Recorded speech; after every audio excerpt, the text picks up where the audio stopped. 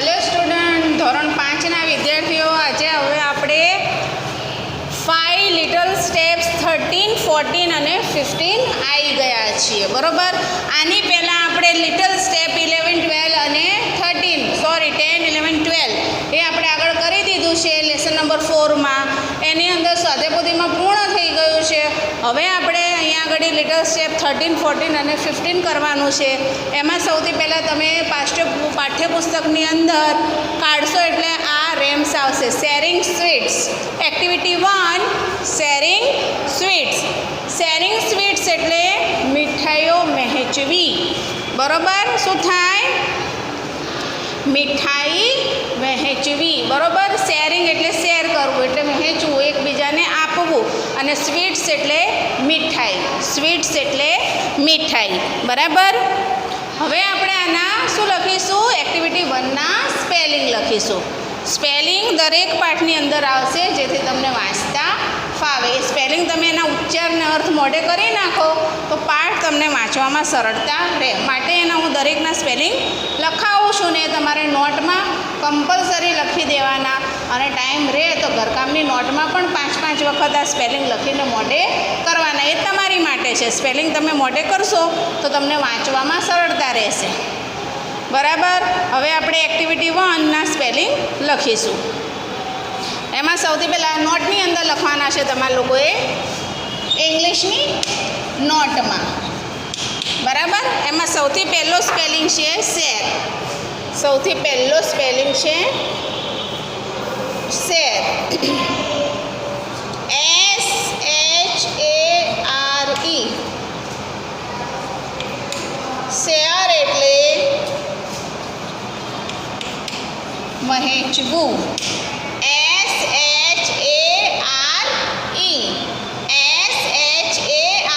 Share એટલે વહેંચવું. એના પછી છે સ્વીટ્સ. SWEETS. સ્વીટ્સ. સ્વીટ્સ એટલે મીઠાઈ, બરોબર. સ્વીટ એટલે મીઠાઈ. SWEETS. સ્વીટ્સ એટલે મીઠાઈ.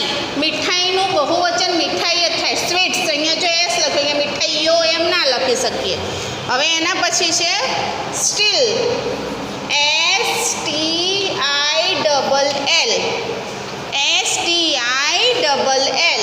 અહીંયા સ્ટીલનો મિનિંગ થશે હજી પણ. હજી પણ. એના પછી આવશે બિગ. આ વારંવાર દરેક એક્ટિવિટીમાં આવે જ છે. બિગ એટલે મોટું, મોટું. એના પછી છે સ્ટીક. STICK.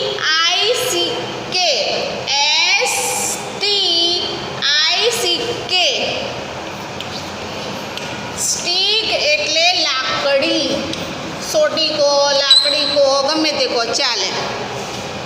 એના પછી છે પ્લેટ. PLATE. પ્લેટ. પ્લેટ એટલે થાળી. પ્લેટ એટલે થાળી. COUNT. કાઉન્ટ. કાઉન્ટ એટલે ગણવું. કાઉન્ટ એટલે ગણવું. એના પછી છે અગેન.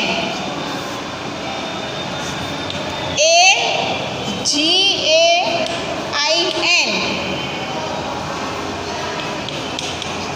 અગેન એટલે ફરીથી. અગેન એટલે ફરીથી. એના પછી તમારે જે સ્પેલિંગ 1 થી 10 સુધીના આવે છે તે 1 થી 10 અંકો તમને આવડતા હશે 100 સુધી, પણ અહીંયા તમારે આ એક્ટિવિટીમાં 1 થી 10 સુધીનું આવે છે પોયમની અંદર, બરાબર. તો એની અંદર તમારે શીખવાનું છે અંકો. અંકોના સ્પેલિંગ જે તમે પહેલાં બીજામાં શીખી ગયા છો. નોટમાં જ લખી દેવાનું છે, ઇંગ્લિશની નોટમાં. આમ ONE. 1 એટલે 1. T TWO 2 એટલે 2, THREE 3 એટલે 3, FOUR 4 એટલે 4, FIVE 5 એટલે 5, SIX 6 એટલે 6,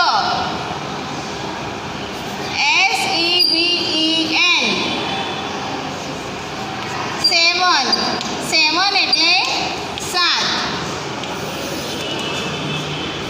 EIGHT 8 એટલે 8,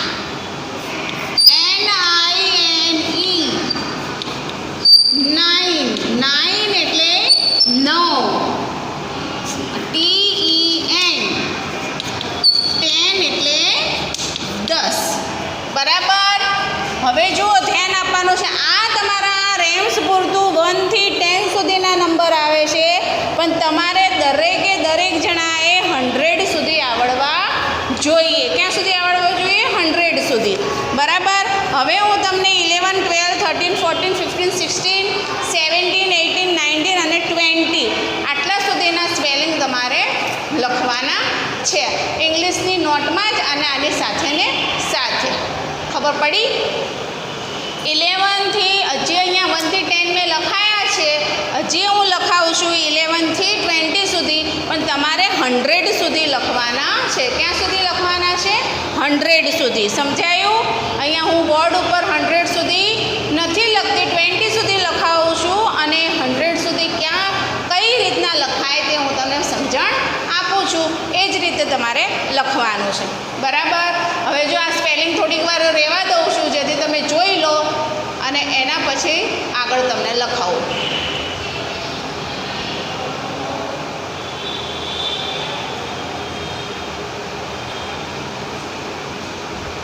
આગળ 11 થી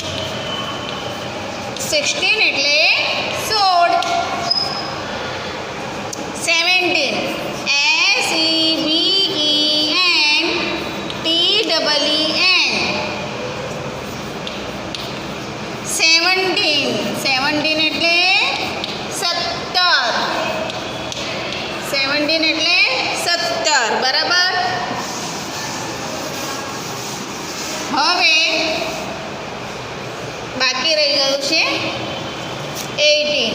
તો EIGHT EEN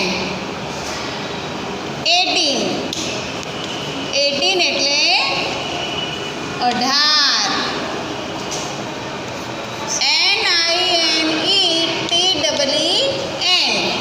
NINETEEN 19 એટલે 19.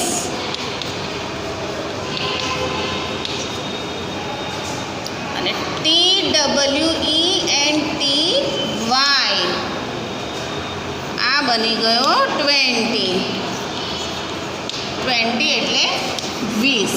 બરોબર. દરેક વિદ્યાર્થીઓએ ધ્યાન દેવાનું કે તમને 1 થી 20 સુધીના જો સ્પેલિંગ આવડતા હોય તો 100 સુધી પાક્કામાં પાક્કા આવડી જાય.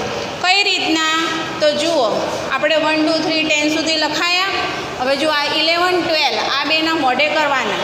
પછી 3નો સ્પેલિંગ થાય THREE, તો 13નો થાય THIRTEEN. બરોબર. પછી 4નો લખવાનો, TEEN લખી દેવાનો. 5ની જગ્યાએ ફિફ્થ લખવાનો, FIF, પછી TEEN લખી દેવાનો. 6નો સ્પેલિંગ લખવાનો, પછી TEEN લખી દેવાનો. 7નો સ્પેલિંગ લખવાનો, પછી TEEN લખી દેવાનો. 8નો સ્પેલિંગ લખવાનો, અહીંયા ટી લખેલો જ છે તો EEN લખી દેવાનો. પછી 9નો સ્પેલિંગ લખવાનો, પછી TEEN લખી દેવાનો. હવે આવ્યો 20નો, તો 2નો સ્પેલિંગ થાય TWO, તો અહીંયા લખવાનું છે TWE. પછી N અને TY 20. બરાબર. આટલે સુધી આવડે. તો હવે આપણે વારો આવશે 21નો. તો આ 20નો લખવાનો TWENTY, આમ 20 લખી દેવાનો ને પછી 1નો લખી દેવાનો. બરાબર. આવી જ રીતના 29 સુધી લખવાનું. ક્યાં સુધી? 29 સુધી. 20 પછી 9નો સ્પેલિંગ. હવે 30નો આવશે તો 30નો સ્પેલિંગ થશે THIRTY. પછી પાછો 30નો લખવાનો, 1નો લખવાનો, 30નો લખવાનો, 2નો લખવાનો. એટલે એવી રીતના તમારે 3ની લાઈન પૂરી થઈ જાય. પછી આવશે 4ની લાઈન, તેમાં લખવાનું FORTY 40. બરોબર. પછી 41 42 43 એવી રીતના પાછું ચાલુ કરી દેવાનું. પછી આવશે 50, તો FIFTY 50. એવી જ રીતના 60, તો SIXTY, તો 60. એના પછી આવશે 70, તો SEVENTY. પછી આવશે 80, તો EIGHTY. પછી આવશે 90, તો NINETY. બરોબર. આટલે સુધી જો દરેકમાં એવું જ કરવાનું. આ 20નો લખવાનો, પછી 1 2 3 4 5 6 7 8 9 સુધી, પછી પાછો 30, તો 31માં પાછો 30નો, પછી ONE1. બધાને ખાલી 20 સુધી આવડે તો 100 સુધી ડેફિનેટલી આવડી જ જાય. ન આવડે એનો પ્રશ્ન બને જ નહીં. એટલે કોઈએ જો પહેલું કદમ હોય તો ભલે હોય, પણ જો જેને ખરેખર 1 થી 100 સુધીના સ્પેલિંગ જેને પાક્કા શીખવા હોય તો આ ટેકનિકથી એ 100 સુધી એને આવડી જ જાય.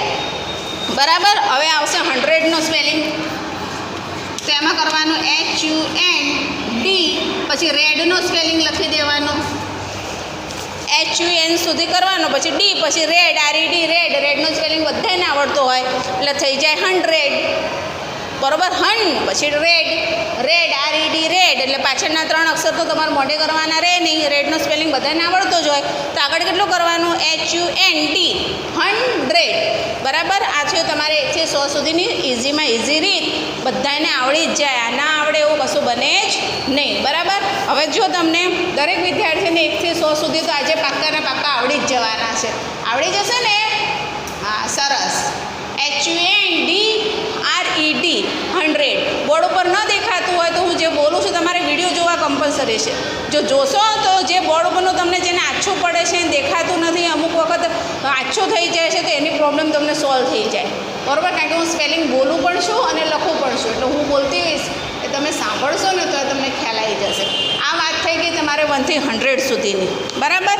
હવે તમારે ચોપડીમાં કવિતાને શું કહેવાય ઇંગ્લિશમાં? રેમ્સ કહેવાય. મોટાભાગે તમે એવા યુઝ કરો તો તમને સારું, તમને ઇંગ્લિશ તમારું પાક્કું થઈ જાય અને આગળના ધોરણમાં તમને પ્રોબ્લેમ ના થાય.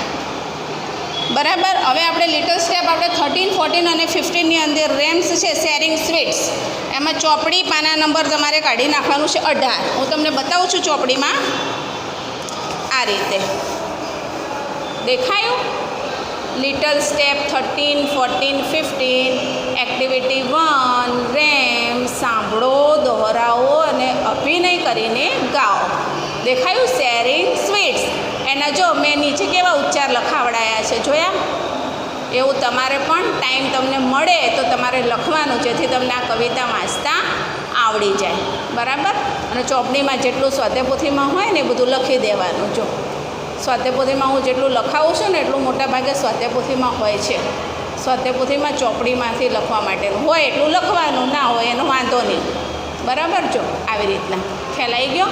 નીચે ઉચ્ચાર લખવાનું. જેને શીખવું હોય એને જેને ઇંગ્લિશ વાંચતા શીખવું હોય એને આવું કરવાનું. બાકી હું તમને લેશન પછી તમને એવું લાગશે કે વધારે આપી દીધું છે, એટલે જેને શીખવું હોય વાંચતા લખતા એને આવું કરવાનું. બાકી જે કોર્સમાં આવે એ તમે કરો તો ચાલે. બરાબર. હવે હું આ કવિતા વાંચું છું એ તમારે ધ્યાનથી સાંભળવાનું અને એના ઉચ્ચાર પણ ધ્યાનમાં રાખવાનું. બરાબર. તો આપણે એક્ટિવિટી 1 રેમ્સ એની મેં તમને સ્પેલિંગ લખાયા. હવે જો હું વાંચું છું એમાં તમારે ચોપડીમાં પાના નંબર 18માં ધ્યાન દેવાનું છે. એમાં લખેલું છે 1 and 1 make 2, 1 each for me and you. એટલે એક અને એક બે થાય, એક એક મારા અને તારા માટે. શેર કરવાનું છે ને, વેચવાનું છે. એટલે શું કહે છે કે એક અને એક બે થાય, એક એક તારું ને એક એક મારું. 2 and 2 make 4, 1 each and still 2 more. બરોબર. એટલે બે અને બે 4 થાય, એક અને એક અને હજી પણ બે વધારે. સ્ટીલ એટલે હજી પણ લખાયું ને મેં. 3 and 3 make 6, 3 and 3 make 6. એટલે 3 અને 3 6 થાય. Big lollipop on stick. Big lollipop on stick એટલે લાકડીઓ એટલે સળીઓ પર મોટા લોલીપોપ છે. 4 and 4 make 8. એટલે 4 અને 4 8. Jalebis and barfis on the plate એટલે થાળીમાં જલેબી અને બરફી છે. 5 and 5 make 10. એટલે 5 અને 5 10 થાય. Let's count them all again. Let's count them all again એટલે ચાલો તે બધાને ફરીથી ગણીએ. એક અને એક કેટલા થાય? 2. અને 2 અને 2 4. 3 અને 3 6. 4 અને 4 8. અને 5 અને 5 10. બરાબર. આ જ ઇંગ્લિશમાં કહેવા અહીંયા માંગ્યું છે 1 and 1 make 2. બરાબર. 2 and 2 make 4, 3 and 3 make 6, 4 and 4 make 8 and 5 and 5 make 10. બરાબર. આ તમારી અહીંયા આગળ પોયમ મેં સમજાવી દીધી છે. તમારે વારંવાર એને વાંચવાની, દોહરાવવાની અને હજી એક મસ્તનો વિડીયો હું તમને મોકલીશ છે, તમારે જોઈને તમારે એ પાક્કું કરી દેવાનું. હવે એક્ટિવિટી જે 2 છે એ હવે આપણે પછી કરીશું. બરાબર. બધાને 1 થી 100 સુધીના સ્પેલિંગ ઇંગ્લિશની નોટમાં લખી દેવાનું. બરાબર. સ્પેલિંગની સાથે હોમવર્કમાં ધ્યાન દેજો. ઇંગ્લિશની નોટમાં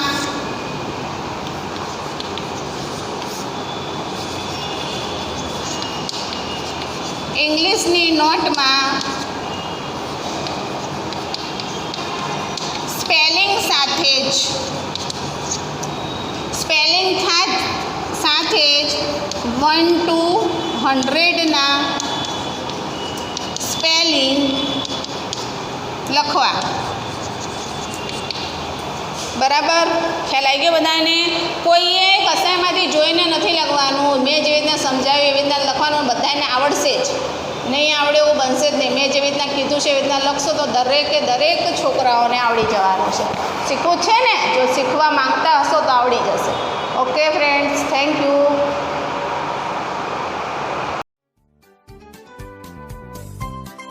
Five little steps. 13, 14, 15.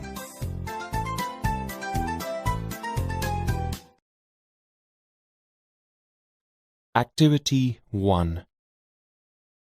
Listen to the following poem. Sharing Sweets.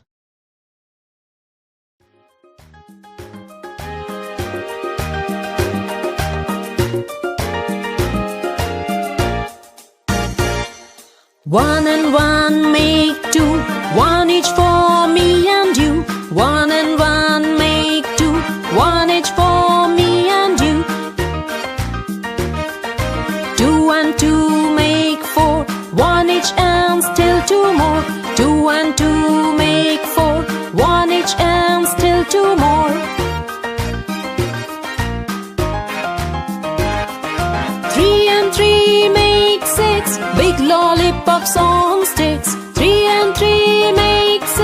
big lollipops on sticks. 4 and 4 make 8 jellibes and burfis on the plate. 4 and 4 make 8 jellibes and burfis on the plate. 5 and 5 make 10, let's count them all again. 5 and 5 make 10, let's count them all again.